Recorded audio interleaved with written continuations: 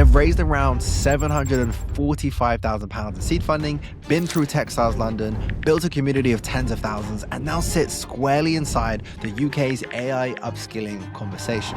From government initiatives to Dragon's Den to TikTok, I am joined by Amelia, one of the co-founders of ivee. A lot of AI knowledge is in the Silicon Valley tech bro sphere. It's like clouded in jargon. There's a bajillion tools out building a brand that people can trust, and they can feel like they actually learn something when they come to us, and they don't leave feeling more overwhelmed than they did when they started. We're here today to ask for £75,000 in return for a 3% equity stake in our company. £75,000, 5% of the business. For 7.5%, 50k for 5%, and I'll give you 4 desks for 12 months. Perfect.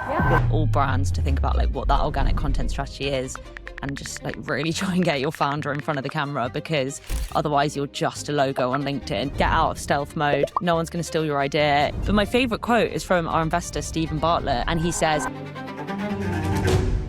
Welcome back, guys. Welcome back to GTM Gurus Unplugged. Right now, absolutely everybody is saying if you don't learn AI, you'll be left behind. And there might be some truth into this, but almost nobody tells you which skills actually matter, how to learn them, how to prove that you're genuinely AI fluent. And today we're looking at ivee, an upskilling and talent platform that's trying to fix exactly that. Instead of leaving people overwhelmed, ivee helps them figure out which AI skills matter in your role, builds a personalized training plan, and turns your progress into a verified AI skills profile employers can actually trust. They've raised around £745,000 in seed funding, been through Textiles London, built a community of tens of thousands, and now sit squarely inside the UK's AI upskilling conversation. From government initiatives to Dragon's Den to TikTok, I am joined by Amelia, one of the co-founders of ivee, to unplug how they went from a return to work community to building the infrastructure for AI skills in the modern workforce. Amelia, thank you so much for jumping on. Let's get into it. We'll dive straight in. I think most people, of course, nowadays with the forever changing AI landscape are totally overwhelmed by AI. You know, they kind of just stick to the good old ChatGPT when it comes to just how they use it in their everyday lives, and especially for the world of applying for jobs. In plain language, how does ivee take someone from I don't know where to start to having a concrete, verifiable AI skills profile they can actually use in job applications or just internal promotions within their life? great question. In plain English, a lot of AI knowledge is in the Silicon Valley tech bro sphere. It's like clouded in jargon. There's a bajillion tools out there. Every day there's the best in class tool that you must use and you must pay. And Claude just dropped its Nimbus 2000 model and it costs your firstborn child per month. And actually, fundamentally, a lot of people just simply want to know, what is AI? What does the landscape look like? How can I prompt and talk to my LLM, my chatbot, if you will? Well, how can I make my day-to-day workflow that little bit easier so that I can get promoted, keep my job, or get a job? AI is extremely confusing. It's extremely scary to a lot of people. And at ivee, we really aim to break it down, normalize it, make it fun, make it exciting. Our secret sauce is that we don't use a bunch of technical jargon and do really boring upskilling courses. Hopefully, if you are someone that's done one of our upskilling courses, we do try and make it like just really normal and actually just really fun and interesting and cohort based. And building a community very much comes with that, building a brand that people can trust and they can feel like they actually learn something when they come to us, and they don't leave feeling more overwhelmed than they did when they started. And within that journey, right? So you obviously mentioned that when they go through a program, they leave with that confidence. What do you think, like transitions? Like, why do you think that you guys have been able to build something that successfully allows people to go from 0 to 100 within a short space of time? I think it comes from the fact that we train non-technical talent. And I think that's really important, because a lot of training is really deeply technical. It's either been designed by technical people or it's been designed for technical people. And as a result, even just the phrase LLM, who knows what it stands for? Who knows? Does anyone know what open source means? It's true. Most people probably don't, and probably don't We actually pretend. care. We pretend. Yeah, we pretend. And actually, we just want to know what's going to make our life easier. What tools do I need to know for myself as, let's say I'm a social media manager, I couldn't care less about Harvey AI because that's a law product. All I should care about is, I know, Poppy AI. That is actually a great tool for social media managers. Great tool. Great tool. Great tool.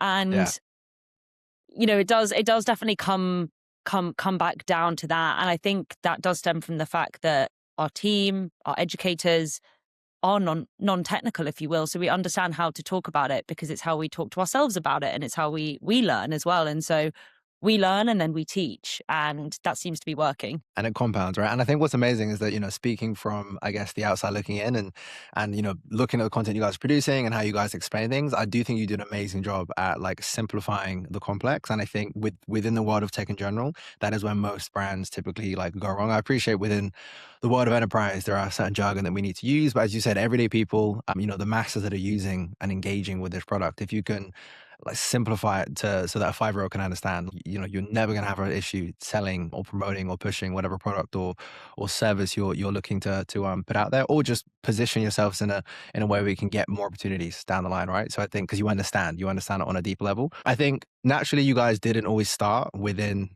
this world. I'm really enjoying the Behind the Pivot is it what episode series that you guys great name by the way. So in terms of obviously that transition, so you started out really focused on returners and people getting back into work. What was the moment when you realized that this was actually about AI skills for everyone, not just people like returning to work? Really good question. It was definitely a slow burn until it wasn't, and it was a bit of a overnight moment. The actual moment for us was when we aired on Dragon's Den. We filmed Dragon's Den 16 months prior to when we aired, and we actually didn't even have a product when we filmed. We were such an infant business, and it was our original narrative, which was purely a recruitment play focused on, as you say, getting candidates back into the workforce after career breaks. And we'd been seeing the early signs of a lack of product market fit. We look inward a lot, to make sure we are constantly getting one step closer to product market fit every single day. That is how you build a successful business. It's the only way to stay alive. And what we'd been seeing was, helping women get back into work. We are extremely passionate about it, but there is no budget for it. There is no budget. Trump's election meant DEI was getting slashed globally. His election was a good excuse for a lot of people to fire their entire DEI teams. And there was no urgency, and lack of urgency to buy is not a good signal.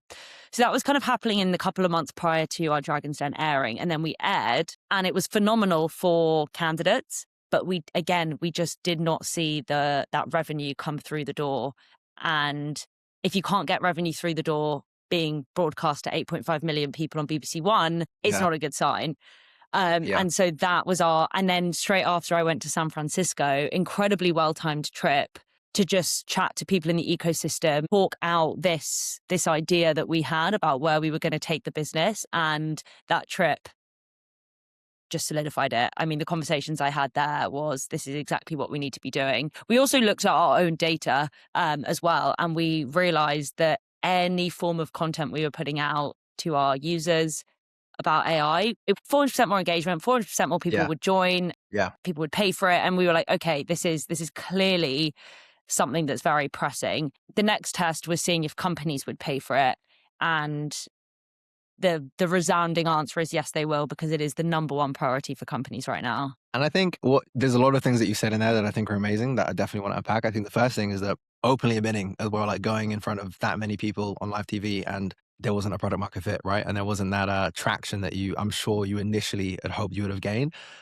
Like massive respect too. Most people would have spun that very differently, right? But at the same time, it's clear to see based on the pivot, based on, heck, you've caught me up in the I'm very AI native, but even the stuff that I see you posting all the time, I'm like, damn, like I got to sign up to this, right? Like, because like it is shifting so quickly. And this is how businesses, people in general can future-proof themselves in a way of which, they're not so afraid of the future, like because they're equipped with the tools they need to make the most of what is coming, right? And that's ultimately what you want to, the confidence that everybody naturally wants to have. So amazing that you were able to use that massive experience as a way to be like, okay, cool, something's not quite working here. Would you say though still, like regardless of the fact that you didn't see the traction with like, V1, right, of ivee, that it still gave you the exposure and I guess the brand acceleration that you know, Mm. that you would have liked.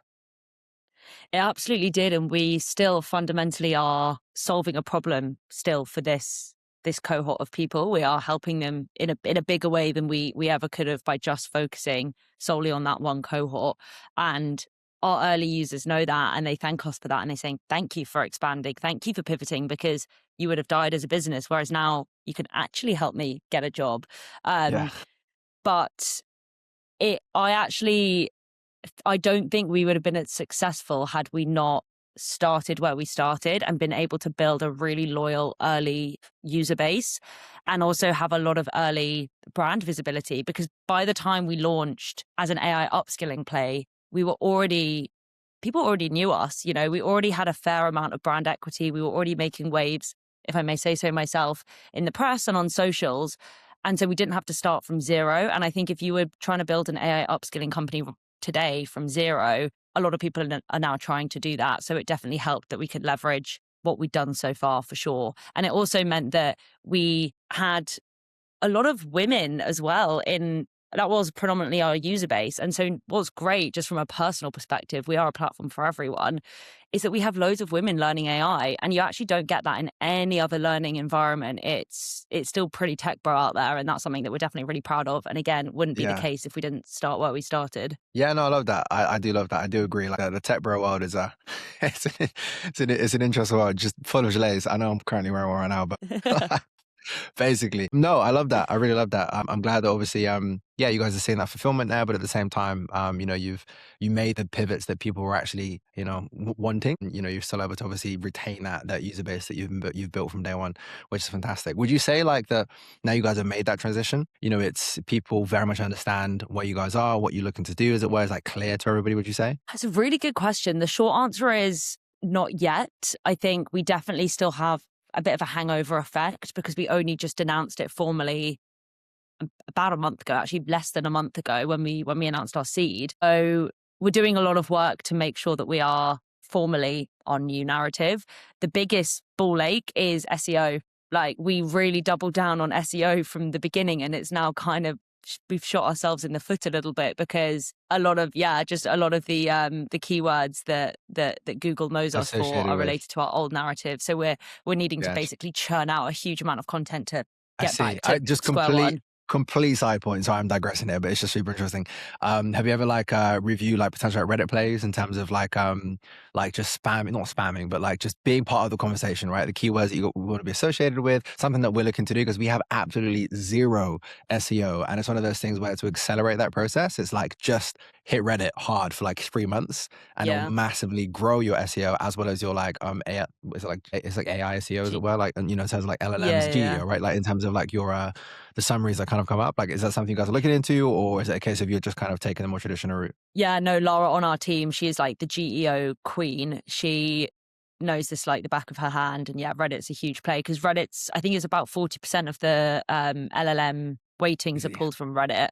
Yeah, It's a lot harder to game, but you can get quite creative with using tools like N8N to set up these organic posts, but actually they're subtle brand plugs. But Reddit, the good thing about Reddit is like its guardrails are really high. You can't spam it, you can't bot it, love that. which is great for a user, not so great for a brand. Yeah, but if you're able to obviously find a way to systemize that process, like strategically, it positions you in a really strong way. Would you say then? Of course, I know you spoke about obviously going to San Fran was a big move for you guys, kind of solidified the new positioning and like the new direction of the business. What's really interesting across the board is that you guys have definitely built. You've touched on it, a massive and very active community. In this space, and you've done it very much in the open, right? A big reason why I even know about you guys is purely just because I'm very much enjoying the journey of documentation and the pivot that you guys have been taking place, that you guys have done.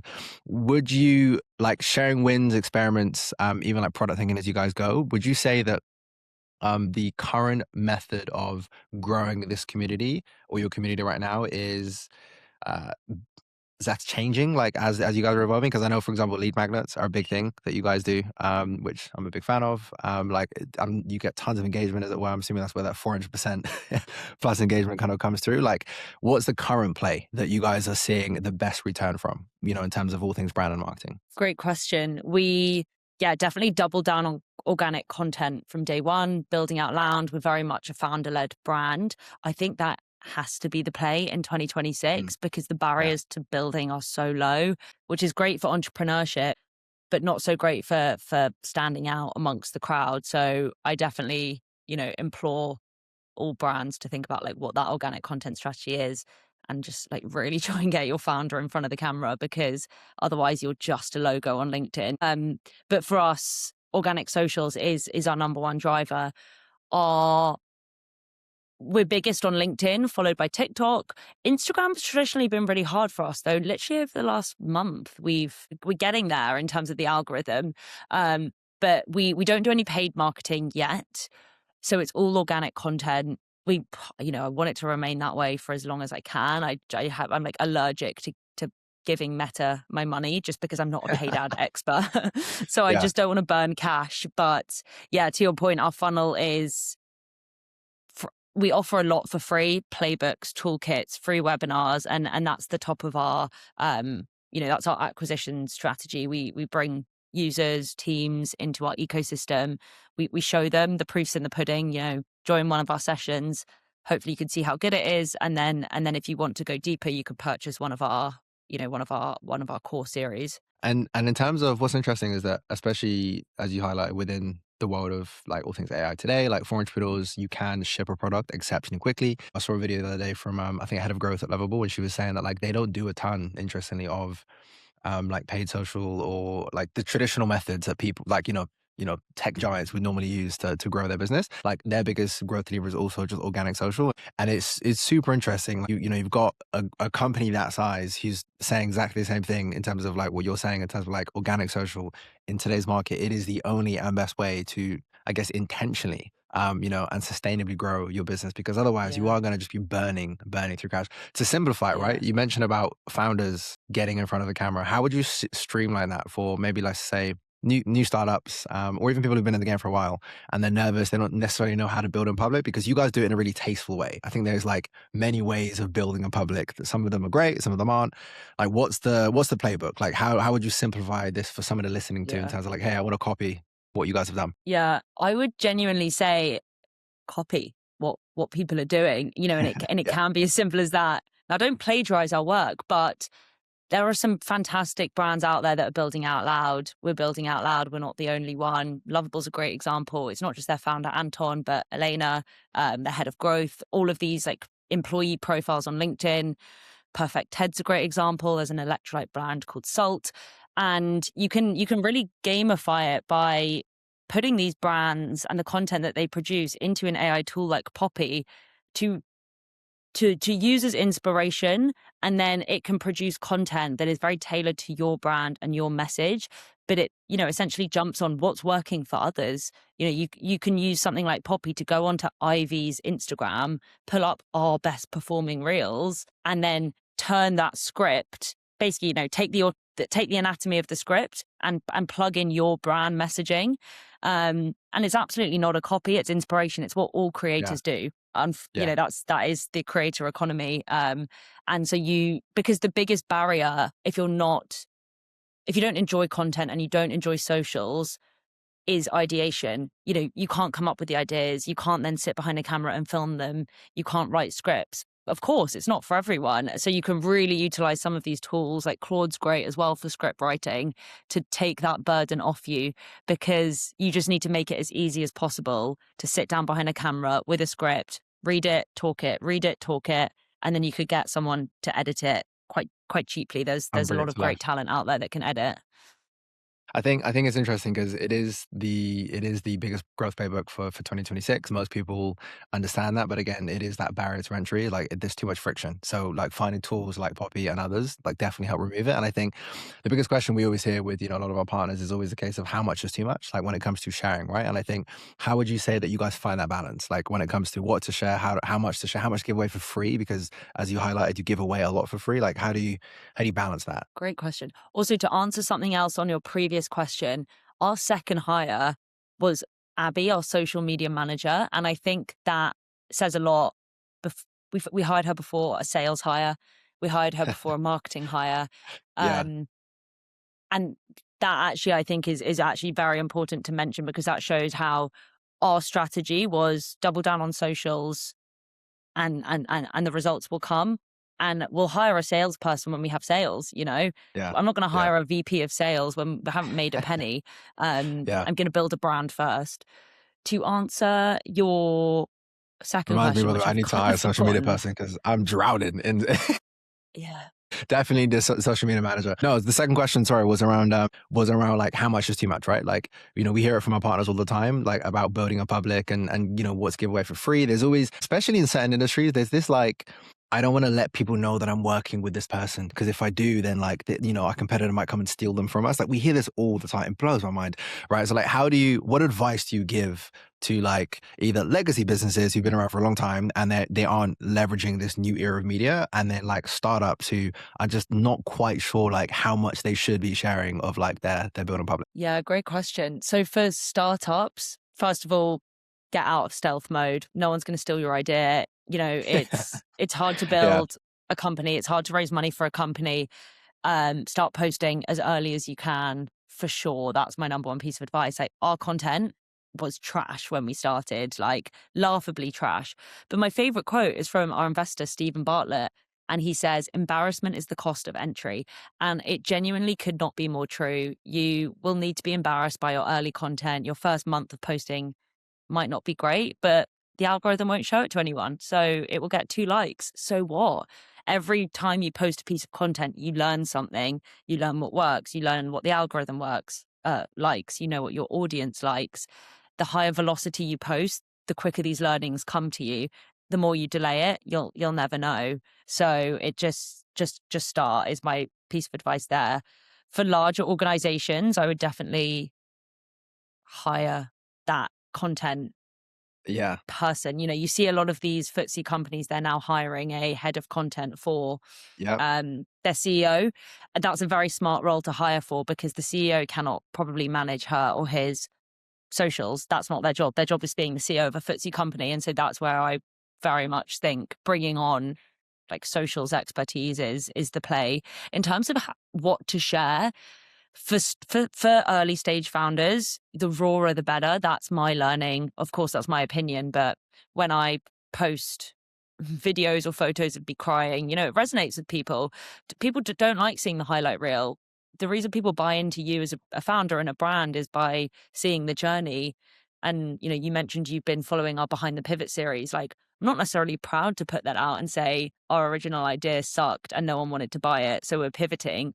But it hopefully adds that element more human connection. And you've purchased from us and you're joining our next It's true. 3-part series. So maybe it works. No, 100%, 100%. And I think as well, because you buy into, I think in specifically on that point, I think you buy into the success of others and, you want people to succeed. And especially when you've seen the journey that naturally has go through. Like, I think for me personally, I'm a big, big sucker for like these documentaries series that kind of go live after like a business either super successful or crashes out, whether that be like, I don't know, from WeWorks to, BlackBerry to all these stories. Like we love them for a reason, like, because it's like, we're so invested in someone taking something from nothing, which is absolutely incredible, to something as successful as it potentially can be. And we love these stories because it shows us the ins and outs of something that we may have not been able to experience ourselves, or because something we might not be able to do ourselves, right? So, and you learn so much from it. So, when you see this pivot and this shift from, people like yourselves who are building in public, you are going to attract like people who naturally want to see you guys succeed, want to see you guys win, right? So yeah, no, big fan of that. I think the I think, yeah, you guys play, a nice playbook to follow in terms of how you guys are doing it and how tasteful it is basically across the board. Okay, cool. So when it comes to the experiment, so we always ask a question to everybody who obviously jumps on this call as to what experiment could naturally be run, right? So we want this to be super practical. So if anybody watching this, listening, thinks their team is very much behind on AI, what is the one 30-day experiment that they could run with Ivy to prove that AI skills actually move the needle? Great question. Great question. My low-hanging answer for teams that are probably maybe using a bit of ChatGPT or Copilot is for 30 days, testing different models, different LLMs. A lot of people are probably still just using one. Yeah. One works really well, gets the job done. But for 30 days, you can either A/B test the team. Half the team are using Claude, half the team are remaining on what you're currently using, half the team are using Gemini. I think that's a really good test because, first of all, you could see which model is better for your business. You might be a very copywriting heavy business. You might be a research heavy business. You might be a data analysis heavy business. But you could also you could also compare two models right in front of your eyes. And I think it's a really good opportunity. What we often see as a bit of a barrier is companies not wanting to eat what that 1 month cost would be. $20 a month, for an enterprise subscription. Like you do have to pay for great AI tools and you do have to test AI tools. We often at Ivy pay for 1 month subscriptions and then cancel them because otherwise we'll never be able to test these products. Yeah. And so Yeah. you do need to have budget set aside for piloting and testing AI tools. Like there's a really cool on that testing front. By the way, that's a great I think activation for anybody listening to this in terms of like test different AI tools, see what works best, and then of course make the decision off the back of that in terms of I've never really thought about it as well in terms of your vertical, right? Like whether you are a data heavy company, copy heavy company, that makes a lot of sense. Yeah. Another tip actually I have if you want to run an experiment or try a tool for a month, let's say most have like a 2-week free trial. Let's say the tool doesn't. Email them and say, hey, I'm thinking about signing an enterprise contract. My company is, and float, let's say you're a 100-person company. Can you give us a 1 month trial? You best believe that AI company is going to give you that 1 month trial because they want to win your business. Because if you put the shoe on the other foot, there's so many AI companies out there right now. They are fighting for attention. So they will do whatever they can to get people using their product. We found that like, you don't ask, you don't get. We reach out to AI companies and we say, hey, can we use your product as an Ivy team? If we love it, we'll talk about it on socials. There's no harm in trying that approach out as well because it definitely works. No, it makes sense. That makes a lot of sense. It's good advice. I think there's a tool one of my good friends is building out purely for this because he was like, because there's so many tools, AI tools that you can use. Like nobody really knows like what makes sense for them, what's spitting out the best results. I think it's called Yodu. I haven't tried it yet, so I can't really speak on it, but it's the whole purpose is basically you will ask within your chat box thing, as it were, like a set question, and it will spit out your comparisons. So it will give you like a Gemini version, a ChatGPT version, a Claude version, for example, and so on and so on and so on. Which I think is amazing because, again, it kind of solves that problem that people are having in terms of like what makes the most sense for me as a business. I'm intrigued to see like it take off and obviously see this traction there. But yeah, I think it does show like people want to experiment, but again, the cost is obviously a big factor. What about you personally though? What would you say? What is your like go-to AI tech stack? Like what's your top 5 tools that you just can't live without? I honestly, people ask me this all the time. First of all, it changes monthly for sure. My top 5 tools that I personally am living in: Claude, Cowork, I would say is number one. I would say it is number one for everything. It's essentially, it lives within your computer interface. It can help with live tasks. It can read your screen, but it's Claude's model. It's Claude foundational model that underpins it, which in my opinion is right now the most sophisticated. For email, I use Lightfern. Lightfern is a great startup. They're brand new. They're 6 weeks old. The founder was the first OpenAI hire in the UK. And they kind of finish your sentences off for you. And it it is crazy. It can like read, it can understand what you are about to say, and you just press tab and like the email, you just write the email as you go. So does it draft, just sorry, really quick, because I'm trying to find another email tool. So does this pre-draft emails for you, or is it just finish the sentences as you go? It also drafts them. So there's also a keyboard shortcut, and you could say reply to this chain, bullet points of what you want to say. Or you could just say reply to this chain, and it will probably understand exactly what you want to reply. Poppy AI, I use a lot. I do all of my own, like my own personal socials. So I use Poppy to help with those. Abby on our team uses Poppy for the Ivy socials, and it's a phenomenal product. Ooh, what will I pick next? ChatGPT, I do use. It's bookmarked. It's great for like really fast tasks. I often use it for legal help as well, because I've got some kind of legacy custom GPTs that I built and sunk a lot of time into, so I still use those a lot. It's also great. The custom GPT store I use as a base prompt writer for a lot of other AI tools, which brings me on to my fifth favorite, which is Lovable. We use Lovable a lot for quick landing pages, and really kind of random use cases. A Nice. great example is we're hiring at the moment, and I didn't want to just write a boring job description. So I made an interactive Lovable page where you can apply and read the job description. There's a video on there of me explaining That's the role. cool. It's a That's great cool. tool. Got a lot of time for Lovable, actually. That's cool. I haven't actually used it as much as I probably should in terms of like how, especially how like big the brand is. But yeah, big fan of how they're building the brand and how they're growing it. But yeah, all the rest of the other tools besides the email one, I've definitely heard of. But I'm gonna check these out. Gonna definitely check these out. Yeah, man, I'm always up for new tools. For me, my go-tos, I use Dia a lot. Have you heard of Dia? In terms of they're like a web browser. I think they were owned by the art company. Yeah, and they kind of did a spin-off. Big fan. I've rolled out the entire team on that because I just think it's flipping an incredible tool to use, and it's just a nice browser across the board. Yeah, in terms of why we sign up to your cohort, to be fair, we don't use we're not currently using Claude Cowork, so that's going to be something I'm very excited to try to see how that obviously changes things in our business. So yeah, good times. Very excited for that. Nice. Well, thank you so much, Amelia. I really appreciate your time. Thank you for running through some of those questions. Any other points you want to mention, or you're good on your side? No major Very points. connected. One tool I use a lot that I Cool. didn't mention is NAN, which is our agent building tool, and it's less glamorous, but it does a lot in the background. I'm excited. And this is one of the tools that you guys like teach people how to use within your cohort, right? Yeah, that's in session 3. Nice. Okay. Exciting times. Well, thank you so much for jumping on. Really appreciate it once again. Guys, what an absolute masterclass in why AI skills are the new currency in the modern workforce. We've covered everything from how to take someone from I'm overwhelmed by AI to I can prove my skills with a verified profile, how a return to work community pivoted into an AI skills infrastructure for workers and employers, and how Ivy users build in public content to leverage their brand and to build community and drive the movement. So guys, if you want to stop guessing which AI skills matter and actually prove them to your employers or inside your own team, go check out Ivee at ivee.jobs. Thank you so much for joining us on GTM Gurus Unplugged. And of course, we'll see you in the next one.